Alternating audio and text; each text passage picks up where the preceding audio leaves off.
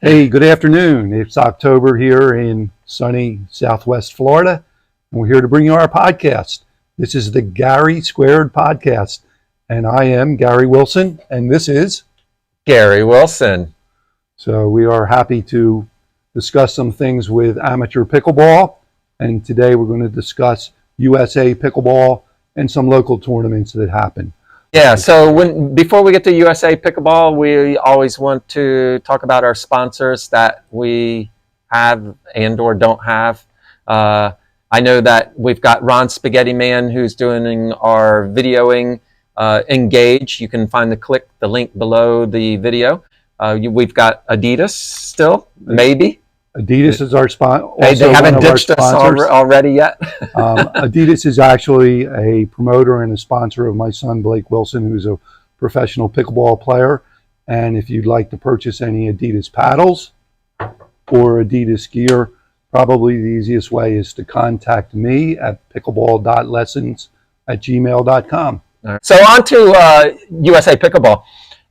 First off, I guess we want to just cover who they are, what they are, who they're about, what kind of fees they charge. I believe you saw where it was how much of a fee for 1 year? We checked the fee. Check the fees for USA Pickleball. Your registration fee for 1 year is $35. Okay.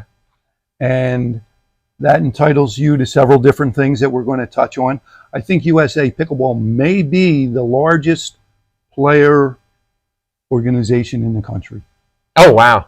That would be impressive because USTA is, I believe, something they were trying to duplicate a little bit, and we'll see how close they got to. Yeah, fees are interesting because I think when I joined, it was $75 for 5 years.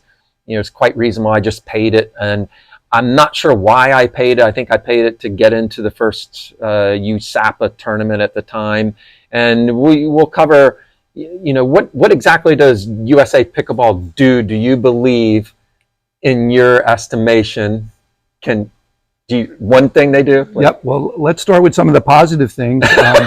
First of all, you're saying there might be some negatives. I think there's at least one or two negatives that I'll give you. We got one big negative. Well, we like to start positive. Yeah, okay, start positive. Go ahead. First, they publish approximately 6 magazines a year. I think I believe that's a USA Pickleball magazine. I'm not sure how we got it. Usually mine comes digital. I guess he's special. They figure he doesn't have access to a computer. He gets everything by notepad and everything. So, old school. Still old school. Old school, through the mail. But one of the good things, especially for beginner players and beginner members of USA Pickleball, the magazine's interesting because it has a lot of different rule clarifications, a lot of different ads, which maybe gets old after a while, but in the beginning it's nice. It's nice to see the ads and where we can buy things and what our alternatives are with paddles and so on. It is definitely very cool. My only complaint is when I look at it online, you kind of have to scroll through each page and you can't really see each page without magnifying it, and then then it kicks you out, and then you got to kick back in to get to the next page. So that's kind of a pain. Maybe they'll get that fixed, but I'm sure that's not one of their biggest things. Back to the money thing, $35. What are you going to get? I think we came up with, there's a figure about 100,000 members. Just below that, I think at the beginning of 2023 there were 68,000. So they have the ability to get to 1 million members, and maybe at 1 million members, if you're only charging $30 a year, $30 million is a lot to do with. So back to the positives, what would be another thing? One point, Gary, that you did bring up, 100,000 members. I think both you and I were surprised when we saw that number. I would have thought that number could approach 1 million. Yes, for sure. What did I say? The 68,000? Did I get it wrong? But yeah, I mean, I don't understand why it's not 1 million. But then again, maybe people, and that's an issue. I talked to some people in the tournament this past weekend, and I'm like, do you belong to USA Pickleball? No. Okay, well, why? Well, what do? Maybe the messaging of USA Pickleball is not too good, but we'll get into that as well. But you're right. That does bring up one of my complaints. Okay, we're going straight to a complaint. So, here's one of the negatives. Even though there is approximately somewhere between 70,000 and 100,000 yeah. members, they do force you in a way to become a member if you're going to be a tournament player. If you're going to be a tournament player, there's many tournaments that are sponsored by USA Pickleball. And with your entry fee, your registration fee, your event fee, you must also be a member of USA Pickleball. So that's an additional $35 onto that fee. On top of the expensive tournament fees, which we do not like. The monopoly is starting to charge a lot. And again, that's why I really like supporting our local tournament directors there. Well, one thing, and again, this is for the beginning membership person.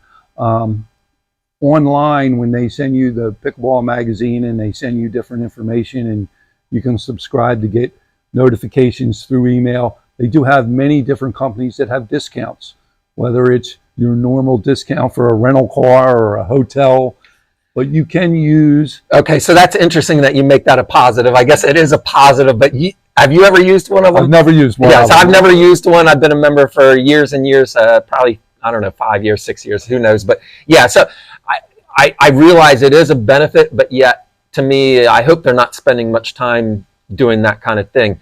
I do know, because I work very closely with a lot of USA Pickleball people, I know most of them are volunteers. They really have put in a ton of time to this. Every person that I've ever dealt with has been exceptional in their response and everything. And I do know that they do put a lot of money back into the communities through whether they're, tennis nets, pickleball nets, balls, providing things for some of the schools. They do a lot of outreach, and they used to do that quite a bit. Do you have any other positives? We won't get to the biggest negative. You know who we're talking about there, USA Pickleball, because I'm sure you've heard it. But then again, maybe it is a positive going forward. But do you have anything else there? Yeah, Gary, why don't you speak a little bit, and I know you know this topic pretty well. As we said, USA Pickleball is associated with many tournaments, and they even run a series called the Diamond Series. Can you explain that a little? Yeah, they do run a lot of regional tournaments. They have some of these regionals then feed into the nationals. The nationals are in Dallas.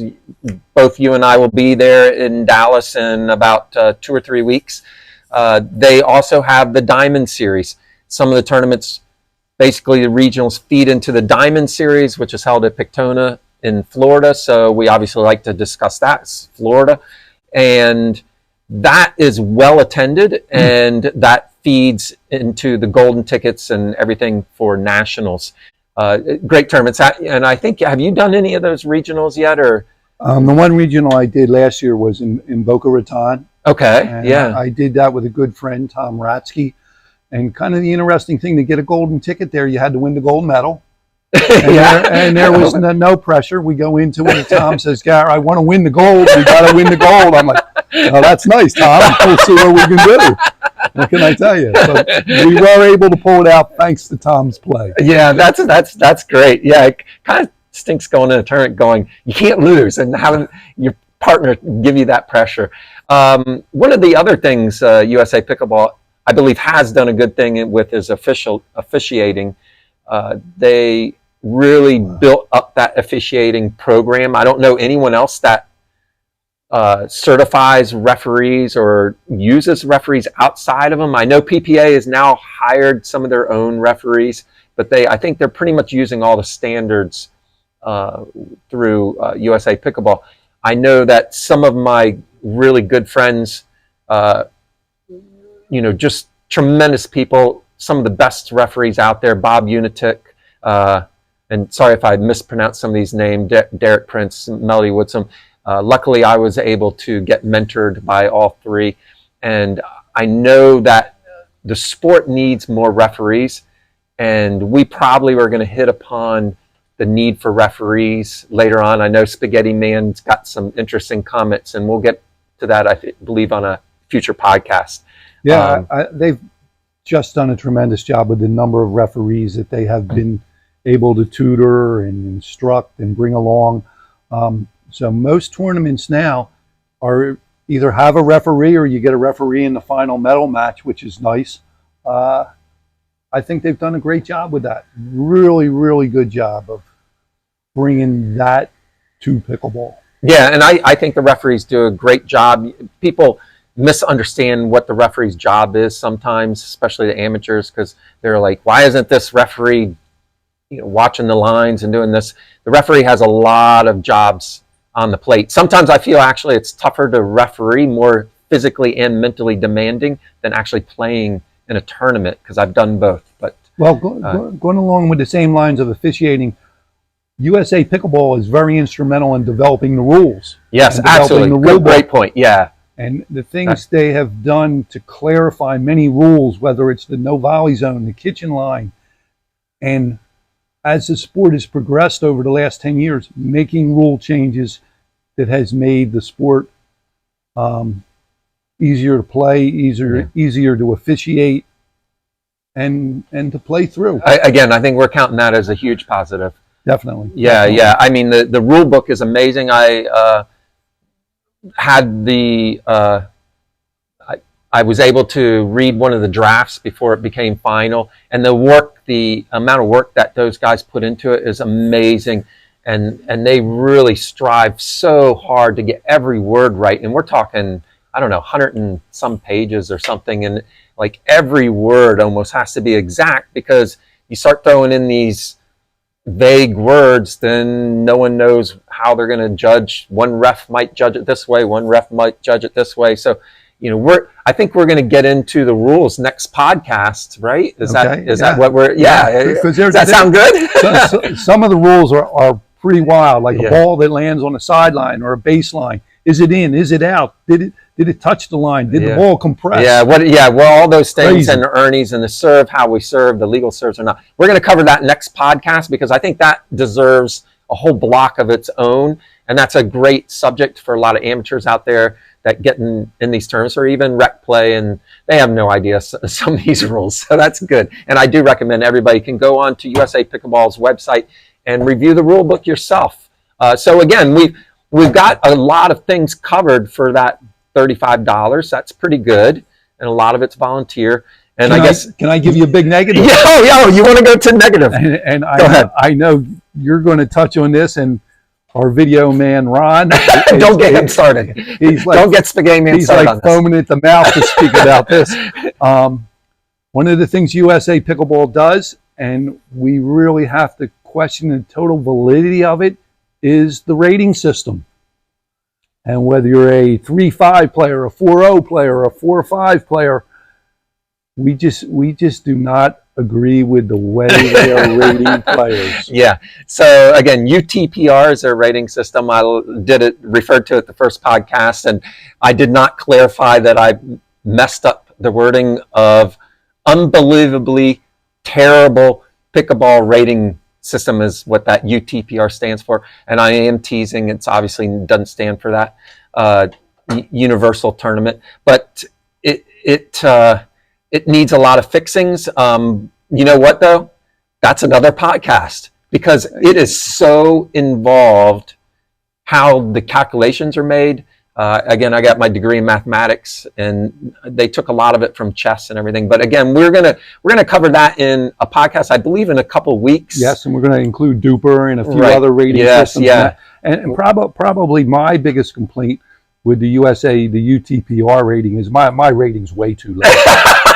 There's no way. They got you down as a 3-0. In your mind, you're what, 5.3? At least, And Ben Johns might be 5.2. Or are you as good as Ben Johns? No, I'm getting there, but not quite. Okay. We're working. Okay. We're working on it every day, every week. Every day that we're not on podcasts, we're out on the courts getting that rating above a 5.0, except, USA Pickleball is just keeping a good man down, apparently. And, and I'll tell you what, you look at my watch here, Gary, we are right on time, right where we should be. So Okay. stay with us as we go on to our next topic. All right. So speaking of next topic, what is the next topic? Our next topic here is about Southwest Florida and some of the tournaments that have just occurred this past weekend. We had two big tournaments, one here at Pickleplex, which was run by National Pickleball, and then we had the senior games at the Charlotte County Rec Center, and Gary and I participated in the senior games, but we did attend the one at Pickleplex, and Ron, our video guy, did some videotaping. Yeah, and he's got some fantastic videos coming of the senior pro guys from the Pickleplex tournament run by National Pickleball League. And I don't want to actually give them too many more props, and we're going to discuss that in a minute. But I will give some props out to the Senior Pro Tour, who visited Punta Gorda. I think it was one of their 6 events. We're going to try to get one of their directors onto a future podcast after Nationals a couple months from now. Matthias, he's a great guy. He's lives in California. He's got a lot of great information and great stuff coming, I think, for following years for the Senior Pro Tour. But before we touch on how the men's Senior Pro Tour, I do want to touch on, so we played senior games, and we paid $10, and it was a fantastically run tournament. It was brilliant. This was the county games. I think we had 7 to 10 teams in each bracket, and this feeds into the state games at Zephyr Hills at the end of the year. And Nationals happens every 2 years.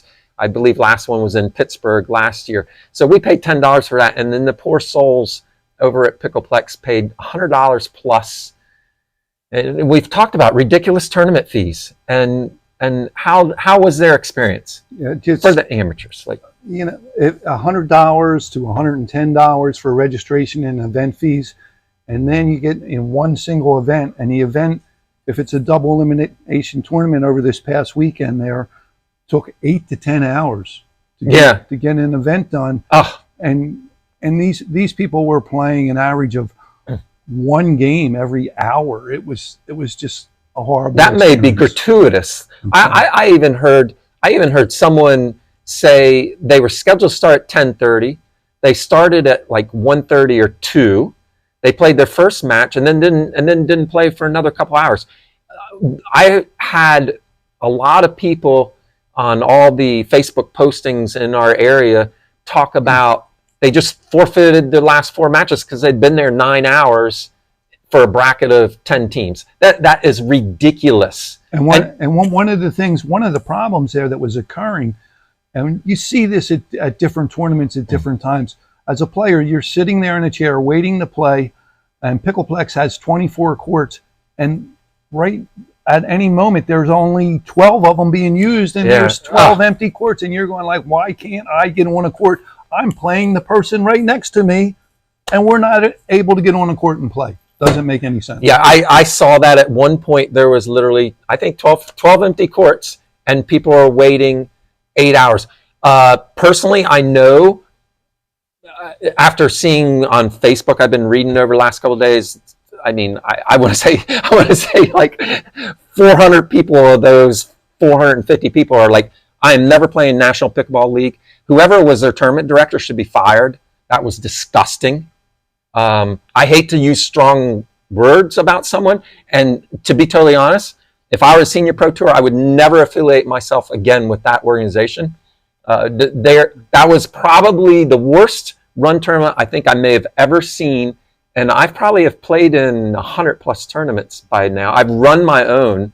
I don't know. Like, can you, there were some bad ones at the Plex. Yeah, it was a struggle. It was a long day for those people. I will say this: that National Pickleball has been receptive to many of the complaints that happened. And today's only Tuesday, and I believe they've sent out emails. Hopefully with refunds. Yeah, expressing that they hear our complaints, and they're not really giving refunds, but they did say that if you enter their tournament next year, they will give you a cut rate on the entry fee. So they're trying. They're trying. It better be a good cut rate. And so I guess maybe let's talk about the positive maybe of it. The senior pro men's, I got to watch of it.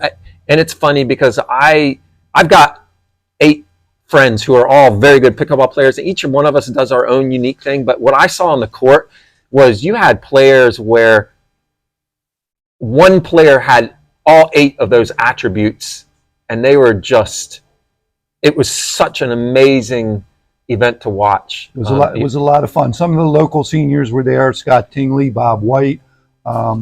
Yeah, they did very well. I thought that was the best they've ever played. I think they came in, what, 5th, I think or something, 4th? I think so. They lost to 2nd place or 3rd place, 4th place. And then at the national level, there were national senior pros there too. Going to the finals was Paul Allen and Marcel Mercier, I believe it's pronounced. We'll always get all the names wrong. They went to the finals and got the silver, and the gold medal was won by who, Gary? Yeah, Althoff and Gingrich. And they just were able to change whatever the other team was doing. They were able to change it. And then you had Matthias. Matthias, I think, got 4th or 5th. And then a new team, Martin and Matthew Schiller. I'm not sure where they are out of. I think they play a little bit in Naples here and there, but I think they're from Indiana or something. And I believe Spigay Man's got one of their matches where they played one of our favorite local guys from Naples, FD Wilder. He played really well. I think they ended up getting 6th.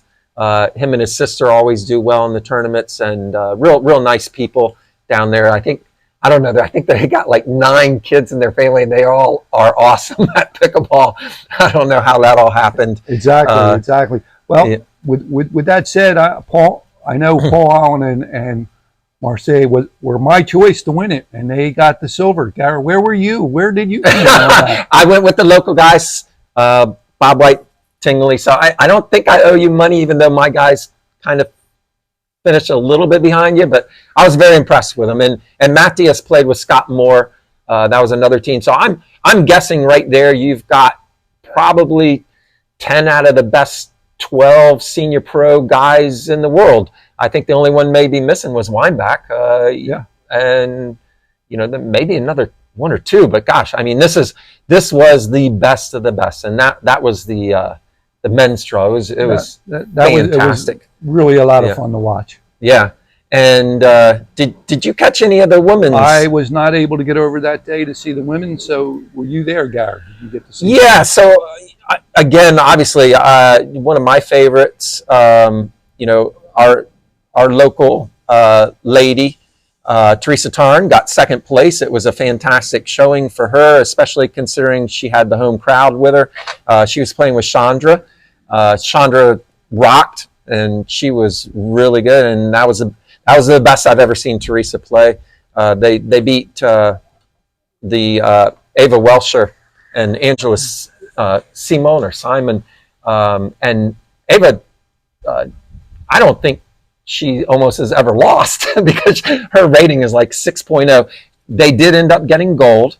They are so consistent. I think they were a little bit overwhelmed just with the crowd because you had 150 people cheering against you. That's a tough crowd to play against. Yep. Teresa had home court advantage. Home court advantage for sure. And just a shout out to some of the other locals that come down and play at the Plex often. Christy Domaraki was playing really awesome with her partner Linda Thompson, and she actually took out one of my good friend Sally Lutz as well. And Sally was playing with Marina Anderson, and Sally really played well. And she's 60 plus now, so that's even more remarkable. So congrats to all of our local people. On the mixed side, I don't think we'll cover too much on the mixed side, but I would just like to say I guess our local people didn't do as well in the mix as we did on the gender specific, and I wasn't there. But that's perfect. I kind of gives you a little bit of a synopsis of what happened over this past weekend here. Yeah, for Punta Gorda for sure. And let's talk about senior games real quick up at for Charlotte County. Again, there was 2 groups of 10, and this is a funny thing. We had brackets of 10, and how long did our bracket last? Wow. I think we concluded our play in probably 2 hours. Yeah, 2 or 3 hours. Contrasting this to 10 hours at the Plex for basically, to me, it was incredible. In the mixed division, the top 6 teams were all amazing and all so very close. And there was, it was interesting because they said 4-0, but it was really 4-0 up. There was 5-0 players playing there. And it was a truly a great event. If you get a chance to play senior games, no matter where you are across the United States, I recommend it. I don't think I've ever heard much of anything bad about the senior games. The pricing is good. Pricing's outstanding. The one thing I will say, senior games are not on pickleball brackets or right. pickleballtournaments.com. So it's something you got to do a little research to find how to register, when the events are. But once you're able to do that, they're usually run pretty well, and you get to progress from the local tournaments, the county tournaments, to the state tournament. And then I think it's every other year a national tournament. Correct. And again, senior games is great. It doesn't feed into any of the rating systems. And it's funny, 2 years ago, we all played to boost our ratings and improve our ratings. And now we've got a whole issue of that. But that will be a 3-part rating series that I believe Spaghetti Man is going to even jump in on one of those. He starts foaming at the mouth when we start talking about ratings. But we've got a lot of different rating systems. That was another thing I was really happy when I was talking to Matthias about, was possibly, they're thinking about doing their own rating system for the Senior Pro Tour. So, maybe we can piggyback off that, and maybe we'll be talking about it, and it's a 4th series. We got anything else there, Gary? Yeah, I think that's awesome. But one thing we are trying to do on almost every podcast or at different times, we got questions. Oh yeah! Oh my gosh! How could we forget about the questions? I don't know. Well, we have questions, but I don't know if we have answers. Oh, that's for sure. We'll do the best we can. So I actually have one question, and this actually comes from a friend. Jason, you're out there, and he says, "How do you fix these tournament directors when they pull off a tournament like the one?" I think we kind of covered that question, but do you want to answer, like, how do you know how good or bad the tournament director is before you spend $140, or do you just have, do you have any answer for him? The only thing I can tell you is past practice. Follow the ones that are good, follow the ones that are bad, and enter the ones you want to. Yeah, I think Plex puts on good ones when they do it themselves and not contract it out. Naples has a good one in January in the US Open. I think US Open has fixed a lot of their issues. So I believe that's a good one. As I said, the Diamond Series I thought was really good. I think to believe it or not, the USA Pickleball tournaments that I've all been to have all been good. So I'm happy about those. I agree. We've actually had a lot of really good local tournaments. Sarasari's always run some good ones. Dominic Catalano used to run some really good local ones. Hopefully they say I used to run some good ones, G-Dollar. So, some of your local operators, you don't always want to look for that tournament that's 900 people. Exactly. Yeah, you have another question there. I have another question.